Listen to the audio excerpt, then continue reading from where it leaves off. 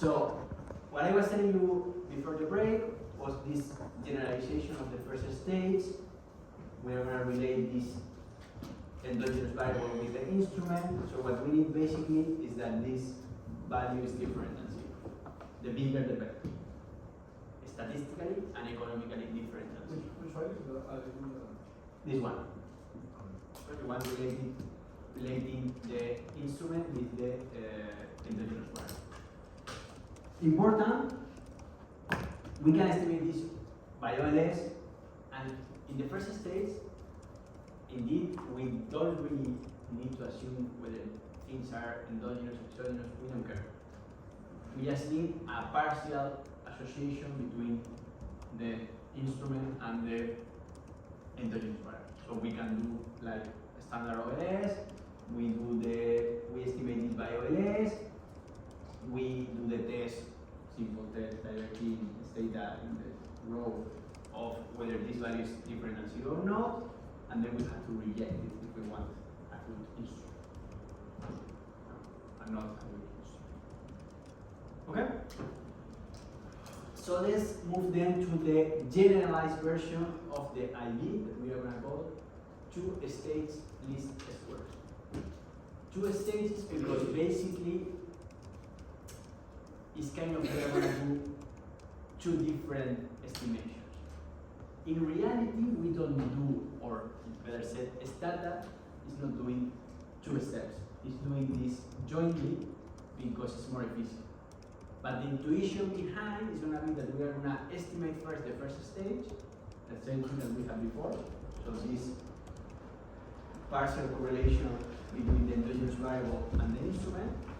We are going to get the predicted values of this variable in the first stage, and then in the second stage, we are going to introduce the predicted values as our x. And we are going to estimate the original model of y over x, but instead of using the original x, we are going to replace the original x by these predicted values. Then we go step by step. This is the theory, remember. In practice, Stata what it's doing is to estimate all together, because if we do this step by step, we are going to introduce an additional problem, that is that every time that if we use a predicted variable, we are introducing the model uncertain. So the standards are going to be bigger, and in general the model is going to be less efficient. So if we can avoid this procedure in which we estimate things with predicted values, efficiency is going to. But the idea behind is this one. So what are we going to have here? So for example, imagine that we use in this wage education framework, we use the model education as instrument. But if we use the model education, why we cannot use also the further education? And then we're going to have 2 instruments for the same variable. This is an example to say that sometimes we can have more endogenous variable and more instruments. The only thing that we need, yes or yes, is the same number of instruments that endogenous variable we have. So we cannot estimate ID if we have 2 endogenous variable and 1 instrument, because we need more equations. So as far as we have at least the same number of endogenous variables than instruments, we can estimate this. What is going to happen on practice? On practice, well, I was telling you, usually we are not going to have more than 1 endogenous variable, because even if other variables are endogenous, we don't care. Remember, we are estimating a model trying to relate the present variable on one particular variable that's going to be the main one. Education on wages, number of police stations on crime. All the other factors around are going to be called control variables. We don't care too much whether these control variables are endogenous or not. This is not an issue. So usually in our setting, we are going to have one main variable that's going to be always endogenous.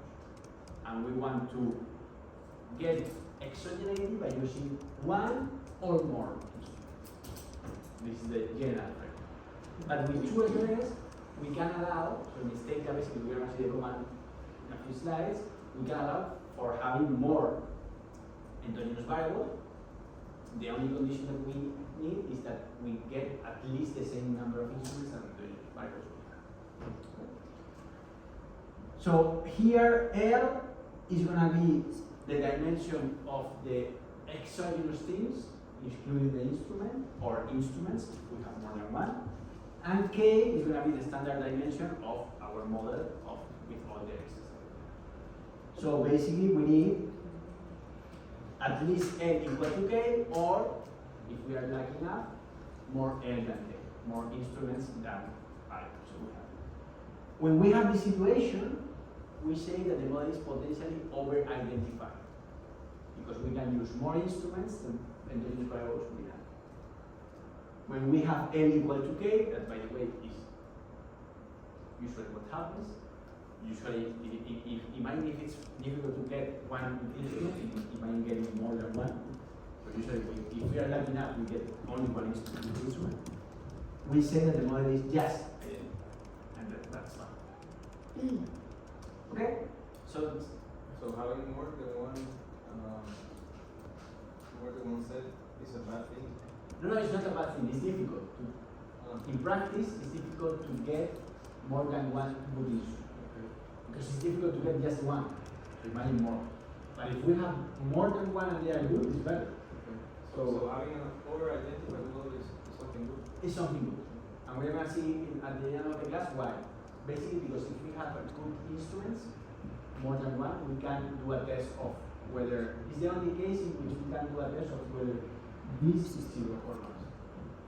Even though again, I'm going to tell you that the power of the test is not incredible. So getting a conclusion there is not directly, we cannot be sure that this is true. So what would you say that it's hard to have multiple reason, like in practice? Because we need, in order to have an instrument, we need two conditions: the exclusion restriction and the relevance condition. And we have been discussing that in general, getting this just one instrument is difficult because there is a trade-off between the two conditions. So getting more than one instrument is going to be difficult because by construction, finding just one is complicated. But I'm not saying that it's impossible, I'm saying that it's more difficult. So for the first one, we assume that is endogenous, right? Yes. Okay. So even if in practice it doesn't satisfy 100% of the conditions, Of course, we have to. This is kind of the trick here is this slide. Okay? We have to play with this slide. We would like to have all the numerators here equal to 0. In practice, they are not equal to 0. We don't know. They are not equal to 0, and we really don't know the quantity. Because remember, the problem with OLS is that we cannot quantify this part. We know that there is a bias, but we don't know if the bias is 20%, 25, or 80. Because if we could quantify the bias, then we subtract the bias from the two parameters, from the estimated, and we get the two parameters. So imagine that we know the value of this and the value of this. Then we know the value of this one just by subtracting both. But we don't know the bias. We know that there is a bias. Okay? The same happens here with ID. Then, when we have to, imagine that we have these two settings, but we have to think, but remember, this is thinking, just with our heads, is how big this could be, and imagine that the first stage is strong enough, then how big this correlation between set and U could be. And if we think that this second term is smaller than this first term, then we go for it. But it's not something that I cannot tell you, apply this and that, and then we're going to have a proper method to choose one over the other. We don't know. It's just kind of a philosophical discussion of whether we believe, if in econometrics we have to say something that we believe, we have a problem. Because usually we like things that we don't need beliefs. We have a test, we tested something, we reject. We don't reject, we get one thing or the other. And it's It's not depending on our criteria, it's not depending on our preferences, it's not depending on our choice. It's a formal test, everyone is doing the same. This is why OLS is very good, because everyone here in Pamplona, in Lausanne, or in whatever university, everyone knows about OLS. And we can compare between people, because we are doing all the same. And given that we are doing all the same, we can check whether something is better, it's not. But here, this is not depending on anything concrete. And there is a discussion of whether I think, I believe, this is better, this is larger, this is not. But I may think that this is larger than this, but you may think the opposite. Who is right? Sometimes it's clear that we are making an improvement or not. But in many cases, it's like the grace, no? It's like, well, it depends on if I think in this factor, if I don't think, if this applies, if not. In general, I don't like methods in which you cannot rely on data. Because the data, you give me a graph, give me a test, give me a table, give me an estimation, give me something. And with this something, well, then after we can discuss whether this approach is fine, whether we can improve it, but we have something empirical to rely on. Here it's like, okay, I think, I believe that, well, it depends. It's not so clear. Okay. So we were here. Okay, so just for illustrating these two SLS, we are going to assume that we have two instruments, set 1 and set 2, for the same endogenous variable x. Okay. By the way, here I wrote x1, should be the other. I'm going to change it just to be consistent. So this one, x1, this will be set, and then here.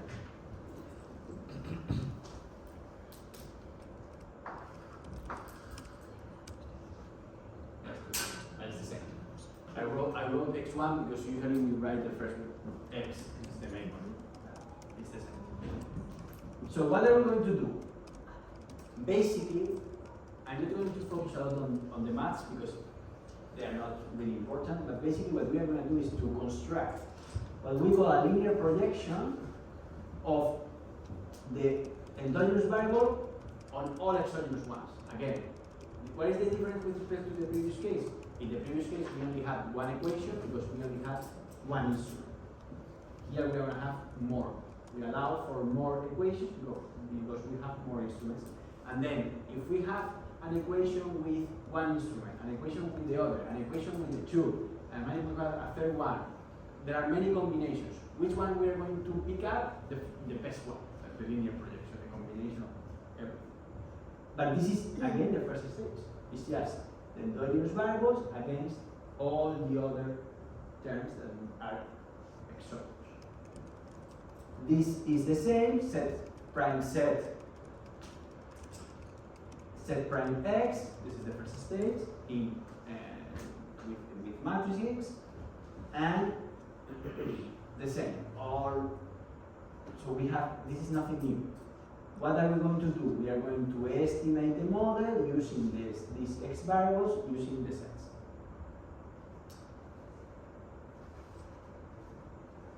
So at the end of the day, we're going to have many things here. I don't want to spend a lot of time with this because remember, this is not, it's the same idea but more complicated because here we have this set prime x, we are replacing with the conditions.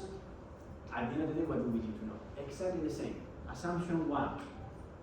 The instruments, no matter how many instruments we have, are exogenous. So there is no relationship between set and u. And the second, the rank condition or first stage is that, first of all, we need this condition that the matrix set times set prime set, the rank is equal to L, because again, if we have, this is what I was telling you, if we have less instruments as endogenous variables, we don't have enough equations to solve the first stage, and we cannot solve it. And the second thing is that set prime x is equal to k, just to invert the matrix. nothing new. What is gonna be beta? Beta is gonna be the same, but instead of having here set that was the previous, in this case we have here set, because we only have one instrument, and then we can replace x by z. Here we're gonna have this linear projection. This is gonna be the estimated first state. The problem with this first state is that we don't know this matrix. I don't know, omega or whatever is the Greek letter. So what we are gonna do to get it through the first stage, we are gonna run the regression of all the endogenous variables of the exogenous ones. We are gonna get this first stage. We are gonna get the fitted values that we are gonna call x hat, and then we are gonna use this x hat as our instrument. So notice this beta IB or 2SLS is exactly the same that we have here, but instead of having set, that is only one instrument for one variable, we have the linear projection of the fitted values for all the possible instruments against the values. Okay. And this is basically the same idea. We are applying OLS in two steps. The first step is getting the fitted values. The second step is to introduce these fitted values in our data set as if it was a new variable that we have, and apply OLS to this new variable. Nothing new. In terms of nothing new. It's new, but it's nothing new in terms of that we don't use our method. It's OLS to a different list. What I was telling you at the beginning of the class. Then we have the residuals of the 2SLS. Remember, the residuals of the model are with respect to x, because remember, our model is always the first one. We want to relate the outcome variable y to the regressor x that is endogenous. And we get the determination of this is the standard in OLS, the orthogonality condition between the variable we are using to estimate the model and the residuals. Nothing. What happens that if we do the matrices of this model, it's more complicated. Why? Because we have many terms. So here, if we develop this x hat prime x hat to the power minus 1 x hat prime y, and we put all the conditions behind of the first stage, we are going to get a more complicated stuff. But at the end of the day, what do we have here? Notice beta plus something. This something depends on u and on the relationship between x prime and z. So again, even though we have a more complicated expression, what do we have at the end of the day? The same. In the numerator, the relationship between the instrument and u, the exogeneity condition. In the denominator, the relationship between x and z, the relevance condition. No matter how, what I was telling you at the beginning of the class, no matter whether we are in a very simple case in which we only have one variable that is endogenous and one instrument, or we have many variables, some of them endogenous, some of them exogenous, with many instruments, the idea behind is always the same. We need that every variable that we call an instrument that is introduced in the model to get some exogeneity from these endogenous variables has to satisfy two conditions. The first one, that they are unrelated to the error term. The second one, that they are very related to the term. Nothing new in terms of what we were seeing in the first one. So, here you have, because remember, what happens in general in econometrics? We need two things in econometrics. First one, getting the beta hats. If we don't have the estimation, the estimate, we don't have anything. So up to here, we were getting the betas. The model is, I don't know, one extra year of education increases your wage in 120 euros. This is the estimation. But is this 120 euros significant? We need the distribution of the estimators. And in order to get the distribution of the estimators, basically we need to, using the central limit theorem, we need some kind of an estimator of the variance of this estimate. Remember, in OLS, getting the variance under homoscedasticity is very simple. We get only just this is just the sigma squared to x prime x to the power minus 1. Homoscedasticity in general, again remember, is not practically impossible.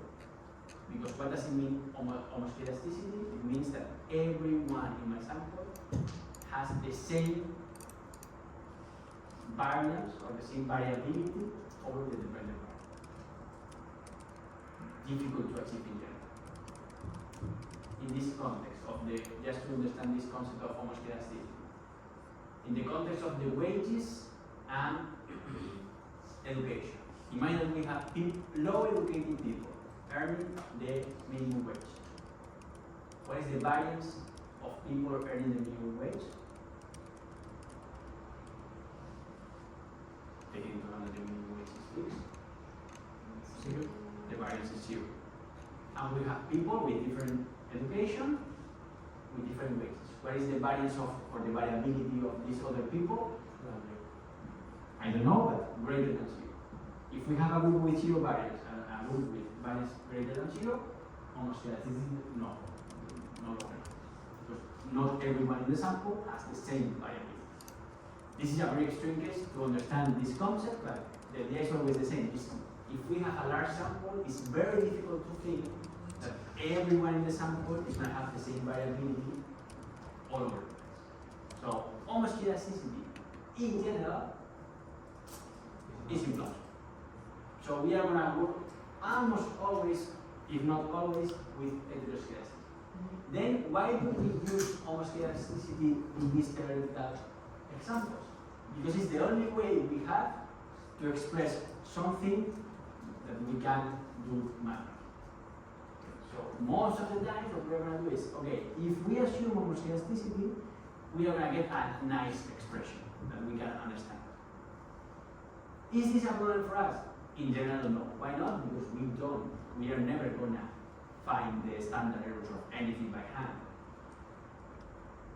The only case in which we can find the standard error of something by hand is in an OLS, very simple OLS with at most two regressions, just to have 3 variables, and homoscedasticity. It's the only way in which we can use it. And we can invert this x prime x minus 1 matrix with a 3 times 3 matrix. We can still do it by hand, and then we get the values by hand. In any other case, so if we have more, have you ever inverted a matrix of 5 times 5 by hand? No. If we have heteroscedasticity, it's no longer this formula. So in any other case, we're going to rely on computers, and this is a good use for us. But it's useful to use this homoscedastic error term because it's more or less the same, and we can get an idea of what we are doing by finding a kind of simple expression. But in practice, we never use homoscedastic. Because we don't gain anything, and we are going to basically have problems. If you go to a seminar and you say that you are using homoscedastic error, people are going to say, most of the times we are not, there is no difference. So remember, when we use homoscedastic or heteroscedastic error, in general, the point estimate is the same. We don't change the point estimate. What is going to change is the standard error. We may have some bad luck, and that the error term being heteroscedastic is very high compared to the homoscedastic case, and then we lose some kind of significance. But in many applications, the difference is so small that there's no clear difference in terms of the conclusion of the test and these kind of things. So we are safer if we use just heteroscedastic. Going back to 2SLS, if we do the same and then we apply this idea of homogeneity, we are going to have that the distribution of the 2SLS estimator is going to be a normal one with these two terms. Of course, in the case of a two-step procedure, these matrices are a bit more complex. If we assume this homoscedasticity, this is going to be an expression that is going to be sigma squared to the times a minus 1, and a is this new factor. So, if you compare this to OLS, what do we have?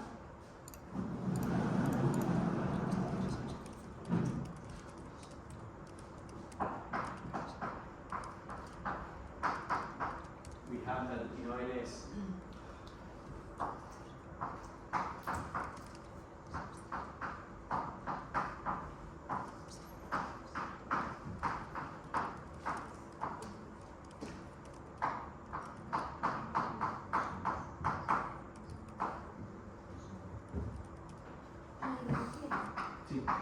What is like square root of n times? Is that like the standard deviation? This is a way of writing. The way of writing, we can also write this is the same. That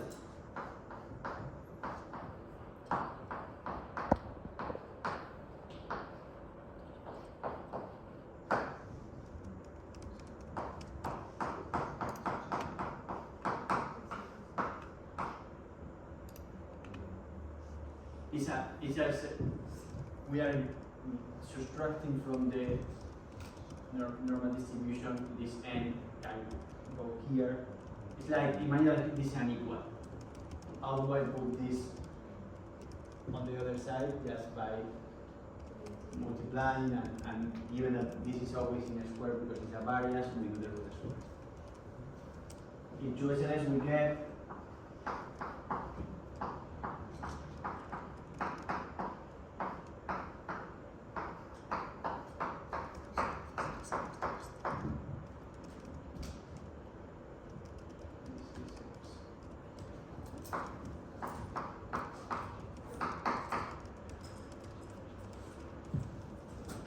so notice they are basically having the same structure. Where is the only difference? That here we are using our original data x prime x. Here we are using our fitted values x hat prime x. So again, the method is always applied to. This is an. We need. It doesn't bother me. No, it doesn't bother me. The San Pamplona is something We need it. that we need a lot. Resource. Yeah, you put curtains over under. Sometimes for your eyes. Okay. So this is basically this what I was telling you. What is a consistent? Remember, in any case, what is the problem that we face here or here? The sigma square is unknown. So we don't know sigma square because it's a population parameter. We have to estimate it. How do we estimate sigma square? Usually with the sum of the residuals squared divided by a minus k. And this sum of the residuals squared are coming from the repression. The residuals of the repression. We do the same. We can estimate the a hat because we know this value is just the sum of x prime hat x hat. Bye-bye. And we get, at the end of the day, the estimator. this, this with the sigma square hat. Again, if you check your OS notes, it's the same. So, what is the problem of, what problems can we have with 2SLS? The same that we have with IB. A little endogeneity of one or more instruments can lead to large inconsistency if the instruments are weak. So notice the same here. This same idea applies to 2SLS. If we have a not zero numerator and a big denominator, the ratio is very high, so the bias is very high. We can solve it by having a zero in the numerator, difficult to achieve, or a very strong denominator, and at least if the numerator is not zero, the ratio is closer.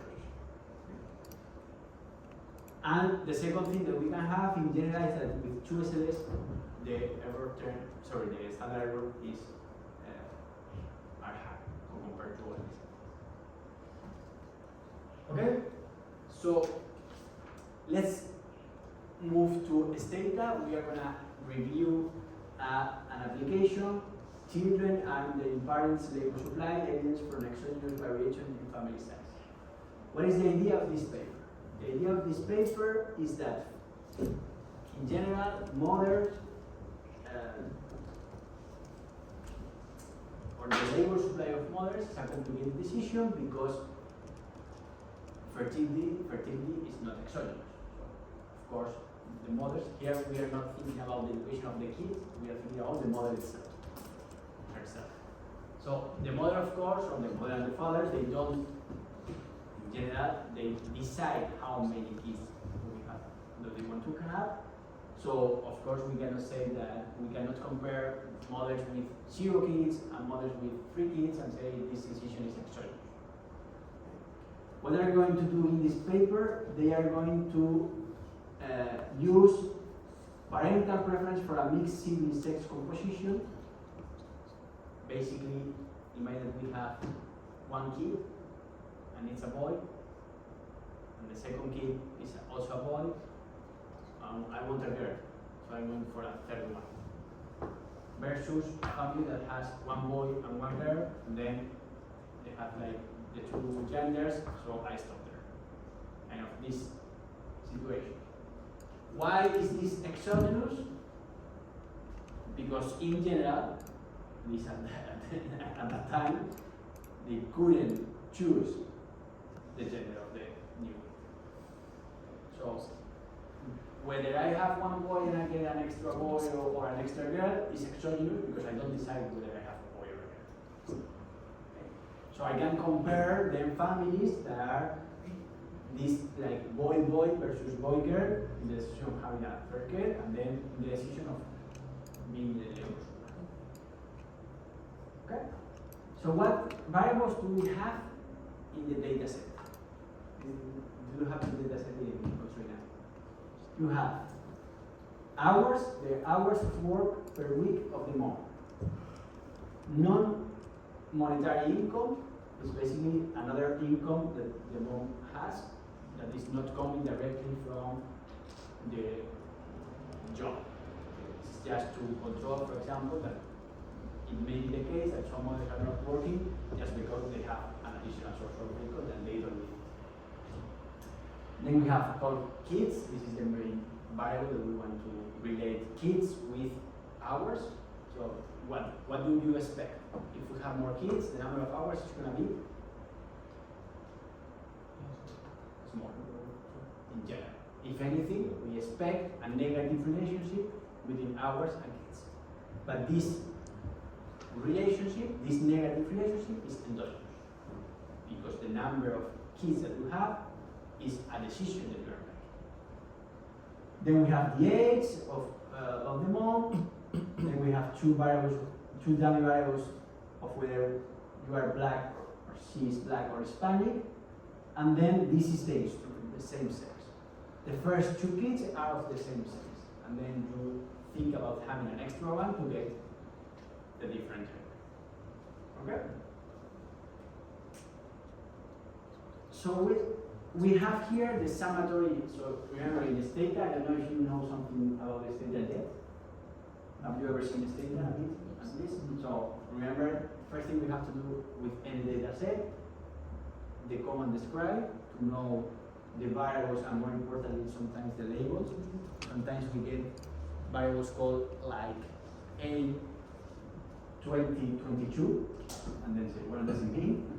Because it's coded in a SAR or whatever, so we need, if we are lucky enough to get the label to know what is going on there. Of course, if we have something like this, it's kind of simple, but it's still useful to know the exact definition of the variable. The second thing we need to check is what we call the command sum. That is going to give us the number of observations that we're going to have, the mean, the standard deviation, the mean, and the maximum. I was having these observations because sometimes, in this case it's not happening, but sometimes we get different data sets all together and we may not have information for all the people in the sample, for all the variables that we have. And this is an issue if we want to use so for example, I'm working on a paper now of Spanish municipalities. I have data on elections for all the municipalities. I want to include some socioeconomic characteristics of the municipalities. I have found some measures of income and inequality for many of the municipalities, but I don't have data for Navarra and País Vasco because they have a different foral system, whatever, and they don't have information. So if I want to use this information, I cannot use the municipalities in País Vasco. In this case, for example, it's not happening. I have information for the 31,800. So what is, for example, ours? The mean value is 0, the max is 99. 99 for me is a bit too much, but maybe it's a typo, so this is another thing that you can check with the mean and the max. If you have what we call outliers, something that is strange, what do we do with these values? They're similar. The dummies, for example, this should be 0 and 1, the mean and the max. Proper dummies. The age, in this case, is fine, are women from 21 to 35, so it's fine. Kids from 2 to 12. We are not getting in our sample people that have less than 2 kids because this is the idea, comparing families with 2 kids that are going to have an extra kid because they have the same sex versus having a different one. Then this, I'm thinking loud right now. This is right, completely right, because we are forgetting about families without kids. So everything that we are going to find here is with respect to families with at least 2 kids. So we cannot say something about, like for example, the extensive margin of the decision of having kids. That is, I think, the most important variation in the labor supply of women is from 0 to 1, not from 2 to 3. But still, this is a different question. So here, we have 13,000 observations, so 13,000 women not working, with 0 hours of work, and we have around 11,000 with 40, that is kind of full-time job. And there are another 6,000 pros, maybe are part-time. Okay, so we have variation, we have kind of a good data set. If we do a tabulate of the kids, a tab is another very good command to check whether the variables are right. So in general, tabulate, we can use it with variables that are discrete, so that they have few values, like the dummies or number of kids, for example. We can check that most of the sample, of course, is expected have 2 or 3 kids. Having 4 is still possible, but less probable. And then we have, like, for example, having 9, 10, these are heroes, while having 11 and 12, these heroes, completely heroes, but there are 4 marks, this very big number. And here, for example, we have the tab of the instrument. For example, if we are thinking about an exogenous, this is a very good tab just to illustrate the idea of exogeneity. If we are thinking that having the first 2 kids of the same sex versus having the first 2 kids of different gender, if this is random, we don't have a choice, what can we expect about the distribution of zeros and ones? To be around 50 bits, if it's random. More or less. So imagine that we have here that this is 5,000 and this is 26,000.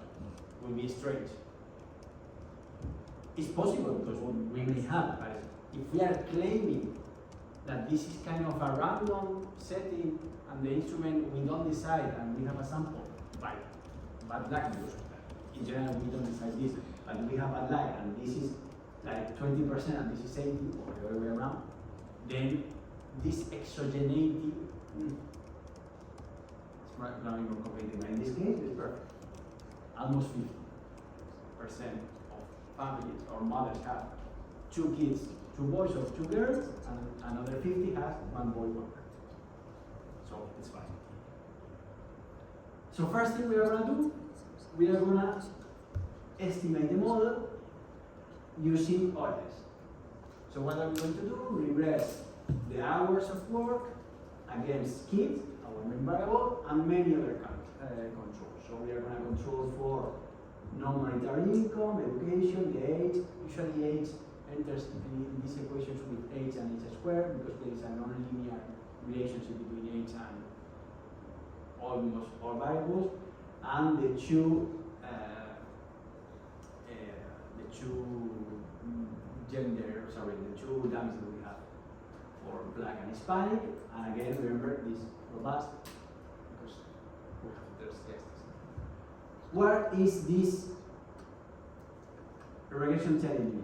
Kids minus 2.32, statistically significant, p-value equal to 0. So each additional kid decreases the number of hours worked by 2.32 on average. All the factors, because we have many. We can think about, for example, non-monetary income has a negative sign, expected, because we have more extra sources of income, we are going to work less. Education increases the number of hours. Age is typically, in this case, we have a positive but decreasing effect.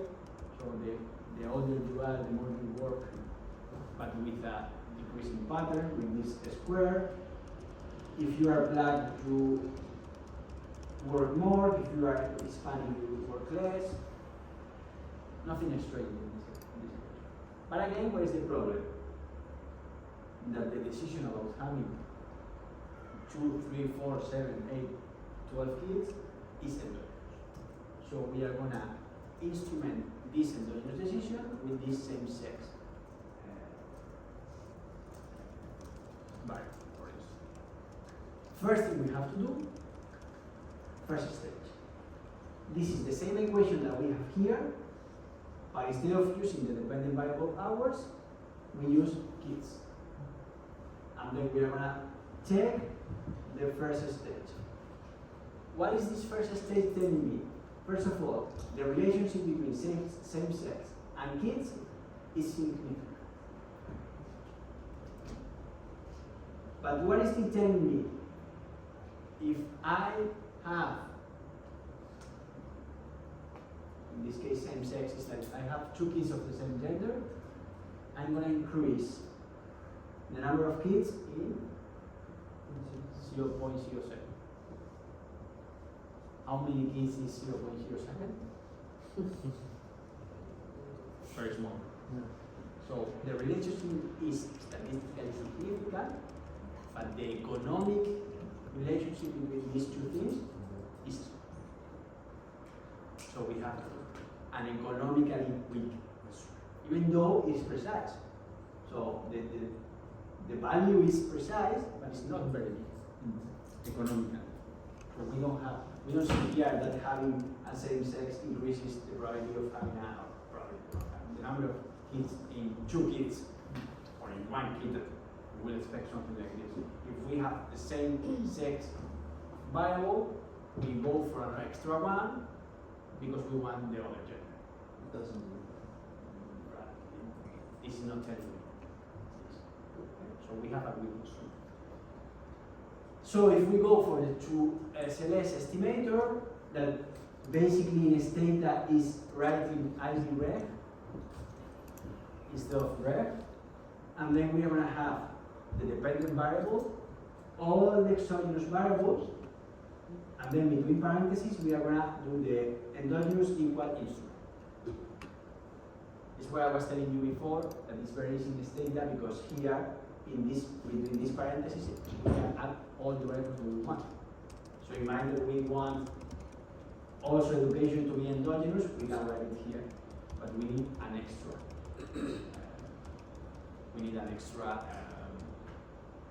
Instrument.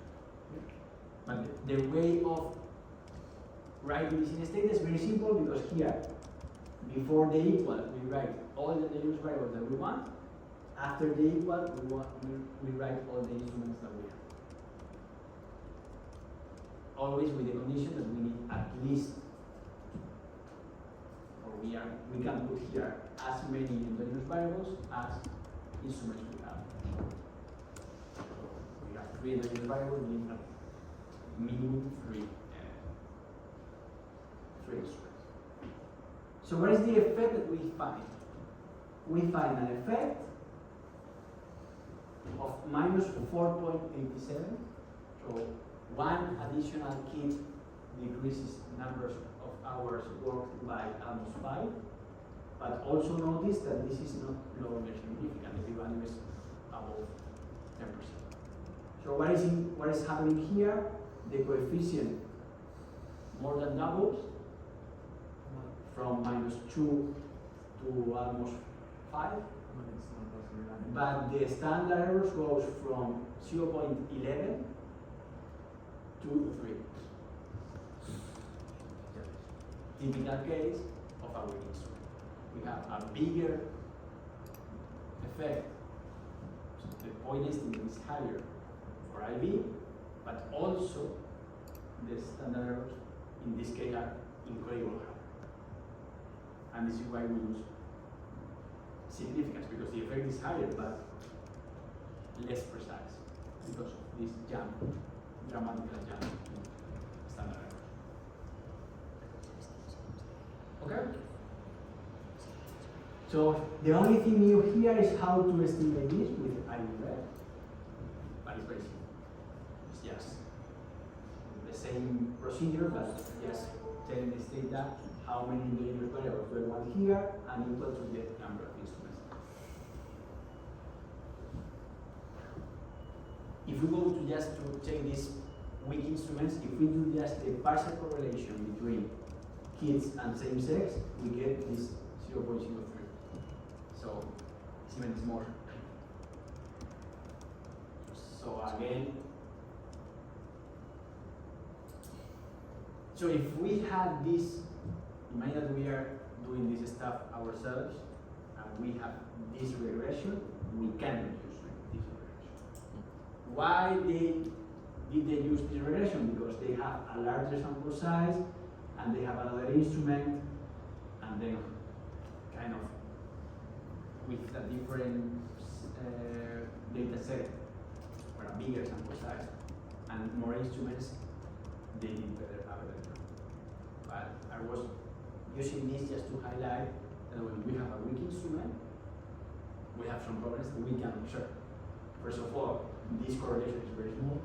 Second, this translates into big jumps in the coefficient and the stuff. And then the bottom line here is that if we get this table, we get rid of it. 2SLS in this case is not. I was going to say it's not feasible. Feasible is not a good idea. Because the problem that you are trying to solve is getting worse. Because of this denominator. The denominator is very high, so the bias is going to be very high. Okay? Last part of the class, we have like 25 minutes, is going to be devoted to testing for endogeneity. So we have this model, y equal to x beta, and we want to, and this has been satisfied, so the exclusion restriction is satisfied. We want to test whether x is endogenous. Okay? So the null hypothesis is that there is no relationship between x and u. What is going to be the idea behind? The idea behind is that the beta 2SLS and the beta OLS are going to be very similar, so the difference is going to be close to 0 if all the elements of x are exogenous. So if our initially, if x is exogenous and we instrument something exogenous, they're going to be similar because we are not kind of fixing anything. So you see, you might not have a very exogenous model. If we instrument this exogenous model with a variable that is also exogenous, everything is exogenous. So these two things are going to be very similar under exogeneity. Where is the problem? That finding the limiting distribution of the difference in general is very complicated because we need to assume a lot of things. So what we are going to do is to do what we call a regression-based test. And the idea is the following. We are going to, where is,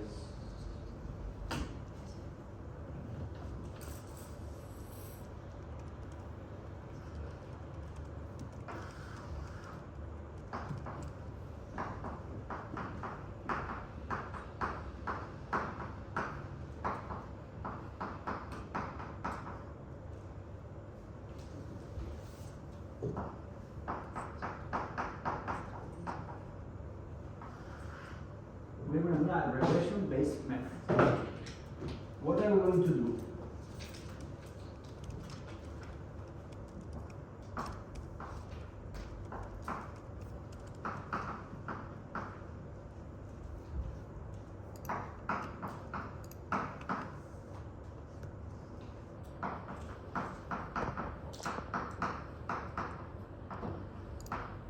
First of all, we're going to regress the first stage. Second,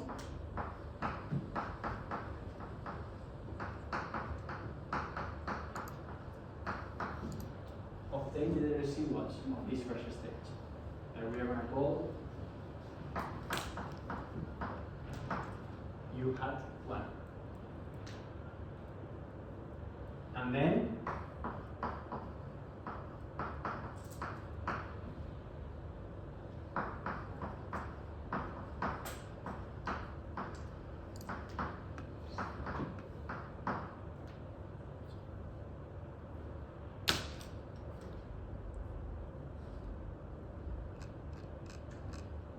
here in the UI we get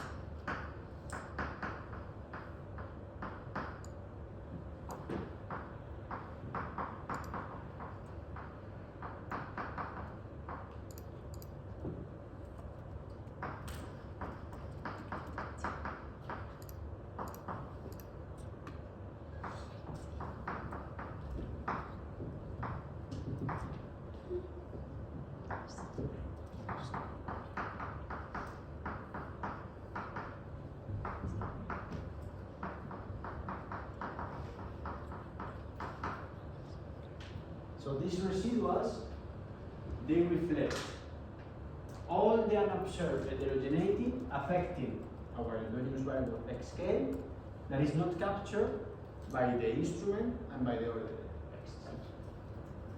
So we are going to have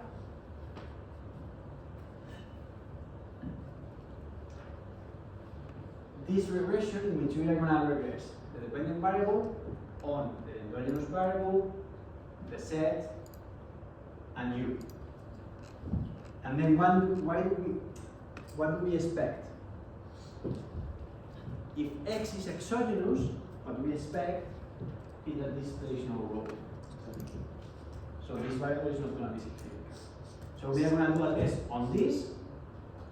If we reject the significance of this, is because this is still playing a role, so we have endogeneity in them.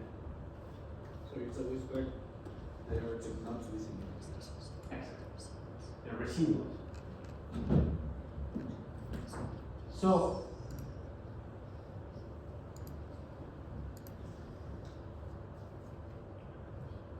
let me go for the example first.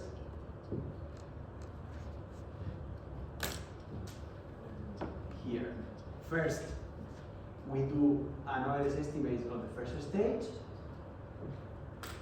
This is the same thing we have. Sorry.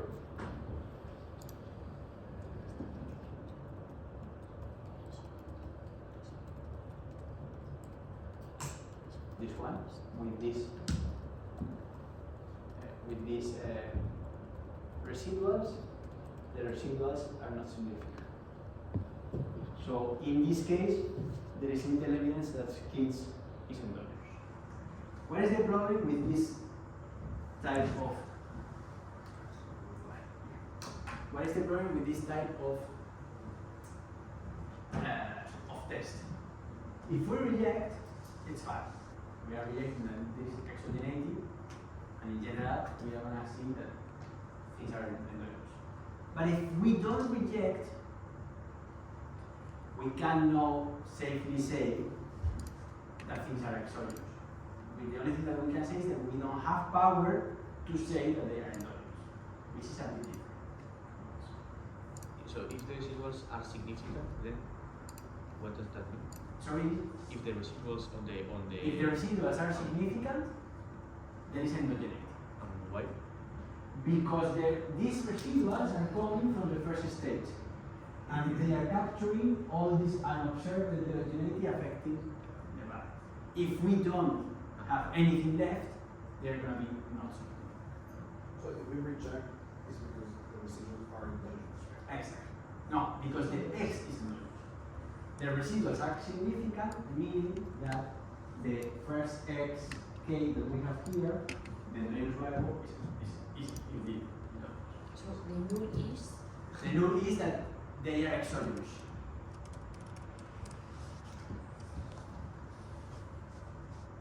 Exogeneity.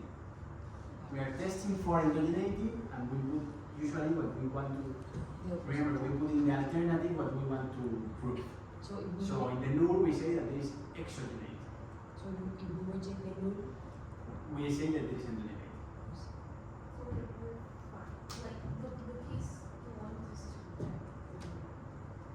We want them to And We don't want That's what I'm saying. That's we what- don't want, but it's what usually happens. This is why we put in the alternative. Ideally, we want exogeneity everywhere. The problem is that we don't have it. So this is kind of a proof to confirm in general that It is endogenous or may not be endogenous. exactly. So here we have two alternatives. Either we reject, and then we can say that there is endogeneity, or we don't reject, this we cannot say.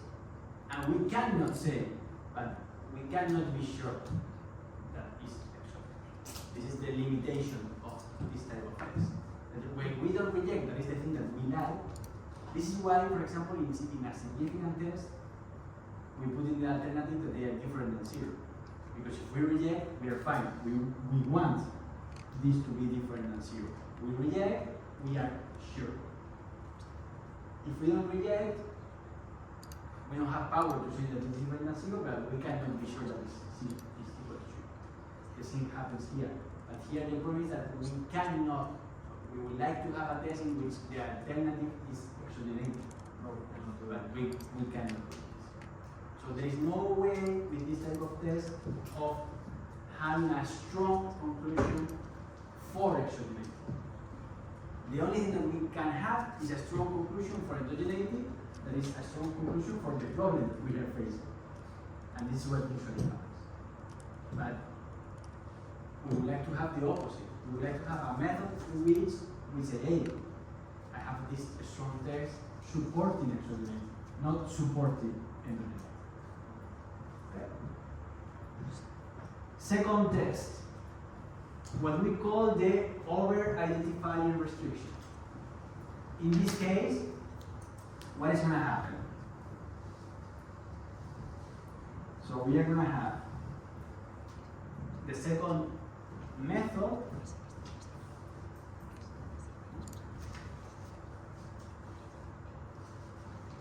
again also is a regression-based method.